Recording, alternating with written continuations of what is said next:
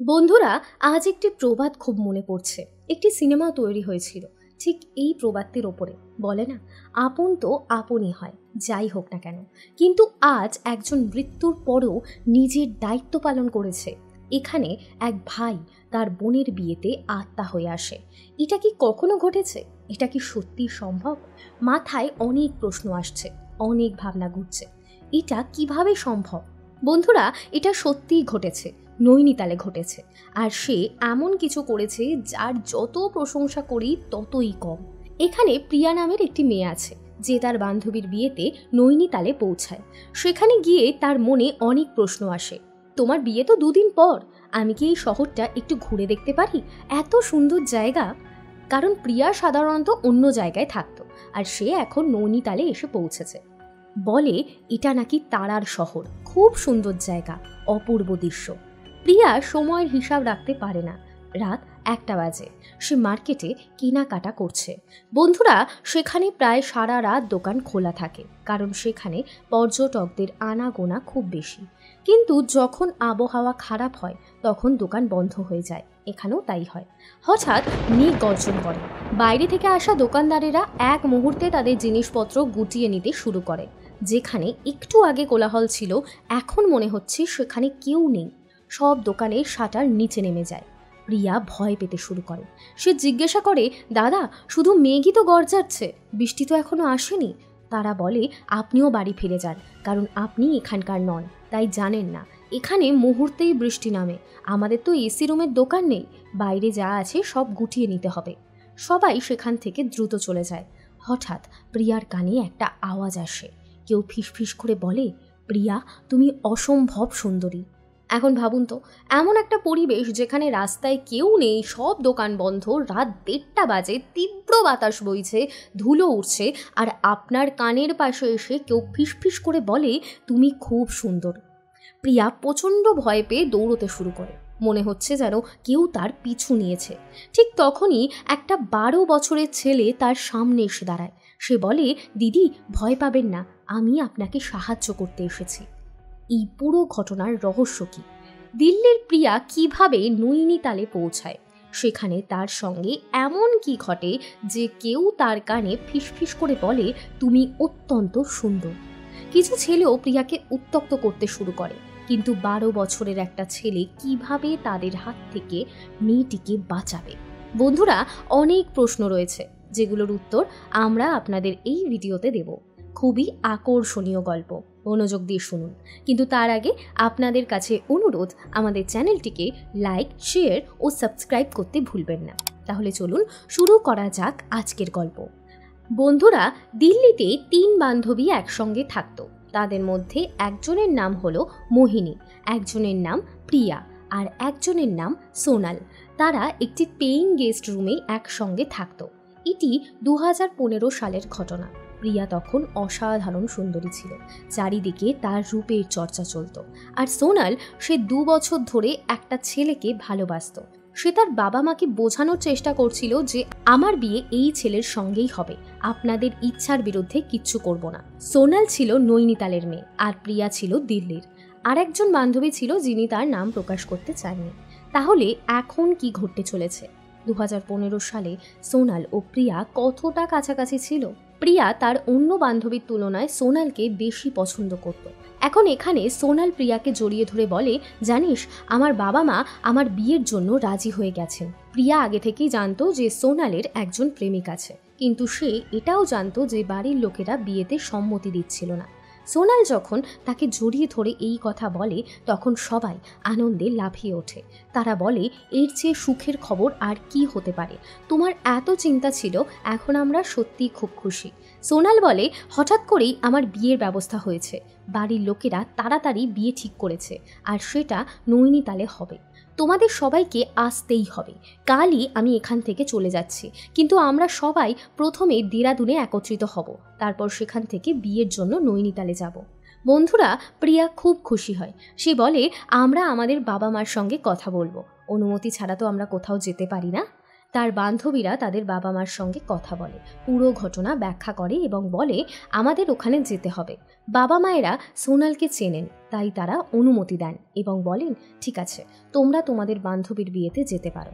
প্রিয়া খুব সুন্দরী ছিল, তার পারফিউম আর সাজগোজের প্রতি দুর্দান্ত ভালোবাসা ছিল। বলা যায় সে খুব শপিং করতে ভালোবাসত, সবসময় কিছু না কিছু কিনতেই থাকতো। সাজসজ্জার জিনিসপত্র, অলংকার, অনেক অপ্রয়োজনীয় জিনিসও সে কিনে রাখত। মোহিনী খেতে খুব ভালোবাসত, আর সোনাল মাঝে মাঝে বিষণ্ণ হয়ে পড়ত। সে তার বান্ধবীদের বলতো আমার একজন ভাই ছিল, কিন্তু সে আর এই পৃথিবীতে নেই। পরদিন সোনাল তার বান্ধবীদের দিনক্ষণ জানিয়ে নৈনিতালের উদ্দেশ্যে রওনা করে দেয়। সে তার বিয়ের প্রস্তুতি নিতে শুরু করে এবং তার বান্ধবীদেরও সমস্ত তথ্য জানিয়ে দেয়।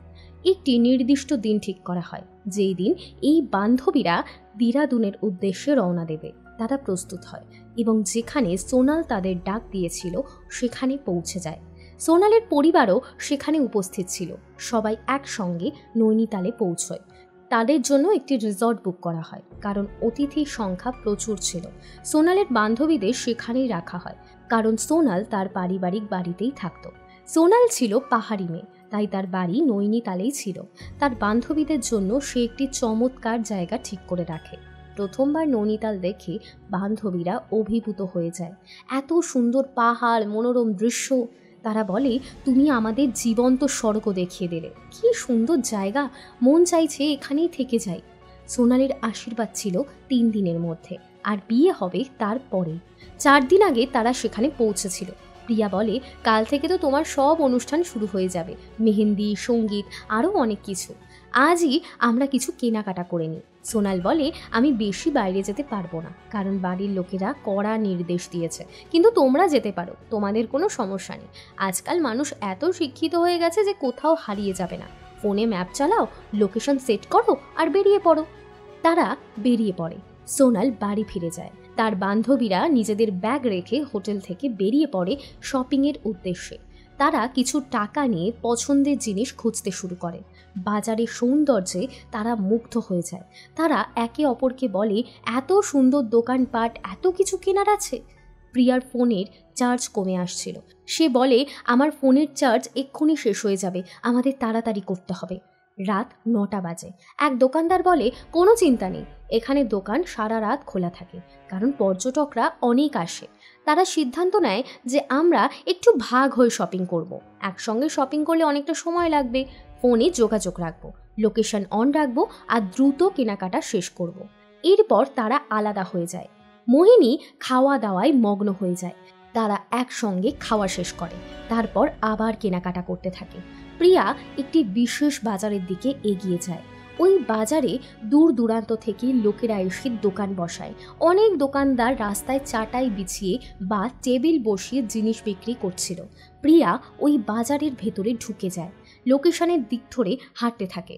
সে খেয়ালই করেনি যে রাত 12:30 বাজে। সে ভাবে এখনও কিছু ভালো জিনিস পায়নি। ঠিক তখনই হঠাৎ করে আবহাওয়া খারাপ হতে শুরু করে। মেঘ গর্জে ওঠে, হাওয়া জোরে বইতে থাকে। সকল দোকানদার ব্যস্ত হয়ে ওঠে। তারা নিজেদের জিনিস গুছিয়ে নিতে শুরু করে। সোনার দোকানের শাটার নিচে নামতে শুরু করে। প্রিয়া অবাক হয়ে যায়, এরা এত আতঙ্কিত কেন? এক দোকানদার বলে এখানে মুহূর্তের মধ্যে ঝড় বৃষ্টি শুরু হবে, তুমি বাড়ি ফিরে যাও। কয়েক মিনিটের মধ্যে পুরো বাজার ফাঁকা হয়ে যায়। প্রিয়া ঘাবড়ে যায়। রাত 12:30 আর তার ফোনের ব্যাটারি মাত্র 2%। অবশেষে তার ফোন বন্ধ হয়ে যায়। এখন ভাবুন, আপনি যদি এমন পরিস্থিতিতে পড়েন, অপরিচিত শহরে, গভীর রাতে, ফোন বন্ধ, আশেপাশে কেউ নেই, তাহলে কি হবে? প্রিয়াও দিশেহারা হয়ে পড়ে। সে ভাবতে পারে না যে আমরা কোথা থেকে এসেছি, কোন দিক দিয়ে ফিরবো। ঝিরঝিরে বৃষ্টি শুরু হয়। ঠিক তখনই 3 জন মাতাল যুবক তাকে লক্ষ্য করে। তারা এগিয়ে এসে বলে, ওহো, তুমি তো আমাদের শহরের মেয়ে না, কোথা থেকে এসেছো? প্রিয়া আতঙ্কিত হয়ে পড়ে। 3 যুবক তার দিকে এগিয়ে আসে। সে দ্রুত হাঁটতে শুরু করে, কিন্তু তারা তার পিছু নেয়। প্রিয়া দৌড়তে শুরু করে। তারা আরও জোরে দৌড়তে শুরু করে। তারা বলে, কোথায় যাবে সুন্দরী, এখানে তো কেউ তোমাকে চেনে না। প্রিয়া চিৎকার করে বলে, আমাকে ছেড়ে দাও, নাহলে আমি তোমাদের মেরে ফেলবো। কিন্তু তারা তার কথা শোনে না। তারা তার চুলে হাত দেয়, হাসে আর বলে, প্রিয়া তুমি খুব সুন্দর। প্রিয়া আতঙ্কে বরফের মতো জমে যায়। সে ভাবে এরা আমার নাম জানলো কি করে। তারা বলে, দোকানদারের সঙ্গে তোমার কথা বলার পর থেকেই আমরা তোমাকে দেখছি, তুমি অপরূপ সুন্দরী, আজ এই সুন্দরীর আনন্দ আমরা নেব। প্রিয়া ভয় কাঁপতে থাকে, কোথাও ফোন করার কোনো সুযোগ নেই এবং এখন তারা প্রিয়াকে বিরক্ত করতে শুরু করে। কিন্তু ঠিক তখনই সেই তিনটে ছেলে এমন কিছু দেখতে পায় যা দেখে তারা কাঁপতে শুরু করে। কাঁপতে কাঁপতে তারা উল্টো পা ফেলে সেখান থেকে পালিয়ে যায় এবং চিৎকার করে বলে, ভূত ভূত। এখন প্রিয়াও ভয় পেতে শুরু করে, মনে মনে ভাবে, ভূত কোথা থেকে ভূত এলো। কিন্তু যখন সে পিছন ফিরে দেখে যে কেমন ভূত, তখন দেখতে পায় প্রায় 12-13 বছরের একটি সুন্দর ছেলে দাঁড়িয়ে রয়েছে। প্রিয়া হঠাৎ সেই বাচ্চাটার কাছে ছুটে যায় এবং তাকে জড়িয়ে ধরতে চায়, কিন্তু সেই ছেলে বলে, দিদি দয়া করে আমার থেকে দূরে থাকুন। প্রিয়া অবাক হয়ে জিজ্ঞাসা করে, কেন, আমি কি তোমায় জড়িয়ে ধরতে পারি না? তখন সেই ছেলেটি বলে, দিদি আমি তোমাকে সাহায্য করতে এসেছি, আমি জানি তুমি খুব সমস্যায় পড়েছ, আমি ওই ছেলেদের লক্ষ্য করছিলাম। প্রিয়া বলে, তোমাকে দেখে তো মনে হচ্ছে যেন আমি আজ সত্যিই কোনো দেবতাকে দেখলাম। আমি এতটা খুশি কখনো হইনি যতটা তোমাকে দেখে হয়েছি। আমি খুব ভয় পেয়ে গিয়েছিলাম, আমি খুব বিপদে পড়ে গিয়েছিলাম। এখন কি তুমি আমাকে সাহায্য করতে পারবে? তুমি কি এই শহরেরই বাসিন্দা? সে বলে, দিদি প্রথমে শান্ত হন, এই পাথরটাতে একটু বসুন। প্রিয়া কাছের একটা পাথরে বসে পড়ে আর ছেলেটিও বসে যায়। কিন্তু ছেলেটিকে দেখতে খুব অদ্ভুত লাগছিল, তার চোখের নিচে কালো দাগ ছিল আর সে ছিল খুবই দুর্বল। প্রিয়া উদ্বিগ্ন হয়ে বলে, বাবু তুমি কিছু খাওনি নাকি? তোমাকে তো খুব দুর্বল দেখাচ্ছে, আর তুমি কিভাবে ওদের তিনজনকে ভয় দেখিয়ে তাড়িয়ে দিলে? ছেলেটি মুচকি হেসে বলে, দিদি আমি তো শুধু আমার কাজটাই করেছি। তারপর সে বলে, চলো দিদি আমি তোমাকে পৌঁছে দিই, তুমি কোথায় যেতে চাও? প্রিয়া হোটেলের নাম বলে দেয়। ছেলেটি বলে, দিদি তুমি আমার পেছনে পেছনে চলো। এখন প্রিয়া তার পেছন পেছন হাঁটতে থাকে, কিন্তু লক্ষ্য করে যে ছেলেটি তার সঙ্গে বেশি কথা বলছে না। কিছুক্ষণ পর প্রিয়া দেখে সে তাকে একটি জঙ্গলের পথ ধরে নিয়ে যাচ্ছে। এইতে প্রিয়ার মনে ভয় আরও বেড়ে যায়। তার মনে পড়ে, এই তো তিনটে ছেলে আমাকে এত সমস্যায় ফেলেছিল, এখন এই বাচ্চাটা আমাকে কোথায় নিয়ে যাচ্ছে? প্রিয়ার মনে হাজারো প্রশ্ন আসতে থাকে, সে আরও বেশি ভয় পেতে থাকে। তারপর সে একটি গাছের আড়ালে লুকিয়ে পড়ে এবং ভাবে, এই ছেলেটা আমাকে কোথায় নিয়ে এসেছে, আর এখান থেকে আমি কি করে আমার হোটেলে ফিরবো? ততক্ষণে ছেলেটি বেশ দূরে চলে যায়। প্রিয়া ভাবে, রাত বিরেতে এটাই আমার একমাত্র ভরসা। এই ছেলেটা যদি ওই তিনটে ছেলের থেকে আমাকে বাঁচাতে পারে তাহলে একে অনুসরণ করাই ভালো হবে। তারপর সে সিদ্ধান্ত বদলায় এবং জোরে বলে, থামো, তুমি তো অনেক বেশি দ্রুত এগিয়ে যাচ্ছ, আমি তো থেমে গিয়েছিলাম। তখন ছেলেটি বলে, দিদি আমি জানি তুমি আমাকে ভয় পাচ্ছ, কিন্তু তোমার ভয়ের কিছু নেই। আমি জানি তুমি সোনালের খুব ভালো বন্ধু, তাই আমাকে ভয় পাওয়ার কোনো দরকার নেই। এটা শুনে প্রিয়া হতবাক হয়ে যায়। সে জিজ্ঞাসা করে, তুমি সোনালকে কিভাবে চেনো? ছেলেটি মৃদু হেসে বলে, দিদি আমি শুধু সোনালকেই চিনি না, তোমাকেও চিনি, কারণ আমি তার খুব কাছের একজন। তারপর সে বলে, তোমার বন্ধুরা তোমার জন্য খুব চিন্তিত হয়ে অপেক্ষা করছে, চলো তুমি আমার সঙ্গে চলো। এটা শুনে প্রিয়ার মনে একটু স্বস্তি আসে। সে ভাবে, এই ছেলেটা নিশ্চয়ই ভালো, আর এ তো শুধু একটা বাচ্চা, বাচ্চার থেকে আর কী বা ক্ষতি হতে পারে, ওই তিনটে বখাটের মতো তো আর না। তারপর সে ছেলেটির সঙ্গে হাঁটতে থাকে। কিছু দূর যাওয়ার পর অবশেষে প্রিয়া তার হোটেলটি দেখতে পায়। সে উচ্ছ্বসিত হয়ে বলে, বাহ, তুমি তো আমাকে খুব তাড়াতাড়ি পৌঁছে দিলে। তখন ছেলেটি বলে, এই জন্যই তো দিদি আমি বলেছিলাম আমাকে ভয় পাওয়ার কিছু নেই, এটা তো শর্টকাট রাস্তা ছিল, তাই আমি তোমাকে এই দিক থেকে নিয়ে এসেছি। তোমার বন্ধুরা ভেতরে তোমার জন্য অপেক্ষা করছে, সোনালও তোমার জন্য দুশ্চিন্তায় আছে। কিন্তু তুমি এখনও তোমার নাম বললে না, তোমার নাম কি? ছেলেটি হাসি মুখে বলে, দিদি আমার নাম ঋষভ, এখন তুমি যাও, সবাই তোমার জন্য অপেক্ষা করছে। প্রিয়া কয়েক পা এগোয়, কিন্তু আবার থেমে যায়। সে পিছন ফিরে বলে, ঋষভ তুমি কি আমার সঙ্গে ভেতরে আসবে না? এসো, তোমাকে চা কিংবা কফি খাইয়ে দিই। ছেলেটি মৃদু হেসে বলে, না দিদি, আমার আর তোমার পথ এই পর্যন্তই ছিল, এখন তুমি তোমার জীবন উপভোগ করো। এটা শুনে প্রিয়া হোটেলের দিকে এগিয়ে যায়, কিন্তু তার মন মানতে চায় না। সে ভাবে, এতটুকু একটা ছেলেকে আমি কিভাবে গভীর রাতে এইভাবে একা ফেলে যাই। তখনই সে আবার পিছনে ফিরে দেখে, কিন্তু সেখানে ঋষভকে আর দেখতে পায় না। সে যেন হাওয়ায় মিলিয়ে গেছে। হোটেলের ভেতরে ঢুকতেই প্রিয়া দেখে যে তার সব বন্ধুরা দুশ্চিন্তায় পড়ে গিয়েছে। সবাই ফোনে একে অপরকে কল করছিল। সোনালের তো প্রচণ্ড ভয় পেয়ে কাঁদো কাঁদো অবস্থা। ঠিক তখনই প্রিয়াকে দেখে সবাই দৌড়ে তার দিকে যায় এবং তাকে জড়িয়ে ধরে। সোনাল বলে, তুমি আমাদের এত ভয় পাইয়ে দিলে, বলো তো এখন কটা বাজে? তারপর প্রিয়া পুরো ঘটনাটা বলে, কিভাবে ওই 3জন ছেলে তাকে বিরক্ত করছিল আর কিভাবে সেই ছোট্ট ছেলেটি তাকে উদ্ধার করলো। সবাই বিস্মিত হয়ে জিজ্ঞেস করে, ওই ছেলেটির নাম কি ছিল? তুমি তাকে ভিতরে নিয়ে এলে না কেন? এখন তো রাত 1:30 বাজে। প্রিয়া মৃদু হেসে বলে, ওর নাম ঋষভ। এই নাম শুনে সোনালের মুখে একটা অদ্ভুত বিস্ময় ফুটে ওঠে। কিন্তু সবাই বলে, কোনো ব্যাপার না, তুমি নিরাপদে ফিরে এসেছো, সেটাই সবচেয়ে গুরুত্বপূর্ণ। এরপর সোনালের বিয়ের অনুষ্ঠান শুরু হয়। বিয়েটা বেশ ধুমধাম করে হয়।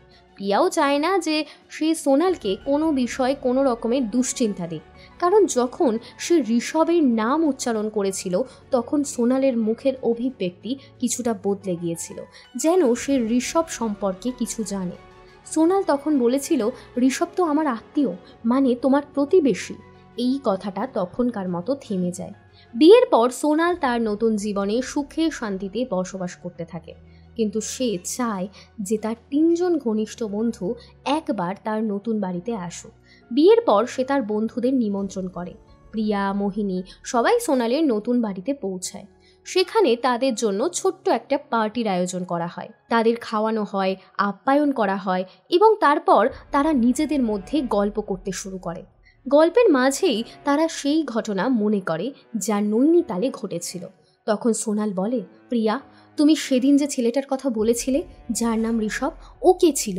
প্রিয়া বলে, হ্যাঁ, তুমি খুব ভালো কথা মনে করিয়েছো। আমি তো তোমাকে জিজ্ঞাসা করতেই চেয়েছিলাম। ঋষভ বলছিল যে সে তোমার পাশের বাড়িতেই থাকে। ও খুব ভালো ছেলে ছিল, মাত্র 12-13 বছর বয়স ছিল ওর। তখন সোনাল বলে, ও কি বলেছিল? প্রিয়া বলে, ও বলেছিল যে ও শুধু আমাকে না, তোমাকেও খুব ভালো করে চেনে, কিন্তু আমি তোমাকে বিয়ের সময় কোনো চিন্তায় ফেলতে চাইনি। তুমি কি সত্যি কোনো ঋষভ নামের ছেলেকে চেনো? সোনাল কিছুক্ষণ চুপ করে থেকে বলে, আমার তো একটা ভাই ছিল যার নাম ঋষভ, কিন্তু সে তো এই পৃথিবীতে আর নেই। তারপর সে বলে, আমার ভাই মারা যাওয়ার পর থেকে আমার জীবনে অদ্ভুত কিছু ঘটনা ঘটে চলেছে। যখনই আমার কোনো কাজ বিঘ্নিত হয় তখনই সেটা অজানা উপায় ঠিক হয়ে যায়। সোনাল আবেগপ্রবণ হয়ে পড়ে। প্রিয়া অবাক হয়ে ভাবে, ও তো বলছিল ঋষভ ওর প্রতিবেশী, আর এখন সোনাল বলছে যে ঋষভ ওর ভাই। সে জিজ্ঞাসা করে, ওর কি কোনো ছবি আছে তোমার কাছে? সোনাল তখনই দৌড়ে গিয়ে তার ব্যাগ থেকে একটি ছবি বের করে আনে, কারণ সোনাল তার ভাইকে খুব ভালোবাসত। প্রিয়া যখন ছবিটা দেখে তখন সে অবাক হয়ে যায়। সে সঙ্গে সঙ্গে সোফার ওপরে পড়ে যায় এবং বলে, তুমি মিথ্যে বলছো তাই না? এটা সত্যি হতে পারে না। তোমার ভাই তো জীবিত, কেউ তোমাকে ভুল বোঝাচ্ছে। তখন সোনাল কাঁপতে কাঁপতে বলে, না, আমি সত্যি বলছি, আমার ভাই আমার থেকে বড় ছিল। যখন আমি ছোট ছিলাম তখন সে এই পৃথিবী ছেড়ে চলে যায়। মাত্র 12-13 বছর বয়স ছিল ওর। এটা শুনে প্রিয়ার শরীর শিহরিত হয়ে ওঠে। সে বলে, এই ছেলেই তো আমার জীবন বাঁচিয়েছিল, এই ছেলেই তো আমাকে হোটেলের রাস্তা দেখিয়েছিল। এটা তোমার ভাই? তার মনে হাজারো প্রশ্ন ভিড় করতে থাকে। সে ভয় কাঁপতে শুরু করে। তখন সোনাল তাকে জল খাওয়ায় এবং শান্ত হতে বলে। সোনাল বলে, আমার ভাই খুব ভালো মানুষ ছিল। এক দুর্ঘটনায় সে আমাদের ছেড়ে চলে যায়, কিন্তু সে আজও আমাদের সাহায্য করছে। তখনই সোনাল তার বাবা মার সঙ্গে কথা বলে এবং তার ভাই ঋষভের মোক্ষের জন্য নানান আচার অনুষ্ঠান সম্পন্ন করায়। সেই বাড়িতে গীতা পাঠ করা হয় এবং 1 সপ্তাহ ব্যাপী শ্রীমদ্ ভাগবত পাঠ করানো হয়, বিশেষভাবে ঋষভের মোক্ষের জন্য। প্রিয়া এই ঘটনার কথা কখনো ভুলতে পারবে না। আজও সে এই ঘটনা মনে রাখে। কিন্তু একমাত্র জিনিস যা তাকে সান্ত্বনা দেয় তা হলো ঋষভের সরলতা। এতে সে বুঝতে পারে সব আত্মা খারাপ হয় না, কিছু আত্মা ভালোও হয়। সেদিন যখন ঋষভ তার সঙ্গেই হাঁটছিল তখন সে বলেছিল, দিদি, পিছনে ফিরে তাকিও না, তোমার উপরে একটা আত্মার নজর রয়েছে। এই কথা শুনে প্রিয়া খুব ভয় পেয়েছিল। আমি বলেছিলাম না, প্রিয়া খুব সুন্দরী ছিল। 3টে বখাটে ছেলেও তার পিছু নিয়েছিল এবং একটি দুষ্টু আত্মাও তার পেছনে ছিল, কিন্তু একই সঙ্গে একটা ভালো আত্মাও তাকে সাহায্য করেছিল। বন্ধুরা, এটা ছিল একটা সত্য ঘটনা। যা একটি মেয়ের জীবনে ঘটেছিল, কিন্তু তাকে রক্ষা করতে একটা ভালো আত্মা এসেছিল। তারপর সেই আত্মার জন্য বিভিন্ন ধর্মীয় অনুষ্ঠান করা হয়। সেই আত্মার মোক্ষ পাওয়ার জন্য তার বাবা মাও অনেক চেষ্টা করেন। যখন তার বাবা মা এটা শোনেন তখন তারাও অবাক হয়ে যান। আমাদের ছেলে আজও মানুষের সাহায্য করছে। এটি ছিল একটি অবিশ্বাস্য ঘটনা, একটি আশ্চর্যজনক কাহিনী। বন্ধুরা, এই গল্প এখানেই শেষ। আপনারা কি মনে করেন? প্রিয়া এখন সব কিছুতে বিশ্বাস করে, ভগবানকেও, আত্মাদেরও। আপনারা কি বিশ্বাস করেন যে কিছু আত্মা মানুষের সাহায্য করে? আমি আপনাদের অনেক গল্প বলেছি যেগুলো সত্যি ঘটনা অবলম্বনে লেখা, কারণ ভালো আত্মারা যেমন থাকে তেমনই খারাপ আত্মারাও থাকে। এখন এই গল্পের এখানেই সমাপ্তি। আপনার মতামত কমেন্ট বক্সে জানাতে ভুলবেন না। আর ঋষভের জন্য সবাই প্রার্থনা করুন যাতে সে মোক্ষ লাভ করতে পারে এবং শান্তিতে থাকতে পারে। বন্ধুরা, যদি আমাদের এই গল্পটি ভালো লেগে থাকে তবে আমাদের ইউটিউব চ্যানেলটি সাবস্ক্রাইব করতে এবং ভিডিওটিতে লাইক দিতে ভুলবেন না। আগামী দিন আরও একটি নতুন এবং আকর্ষণীয় গল্প নিয়ে ফিরে আসব। ধন্যবাদ। জয় হিন্দ, জয় ভারত।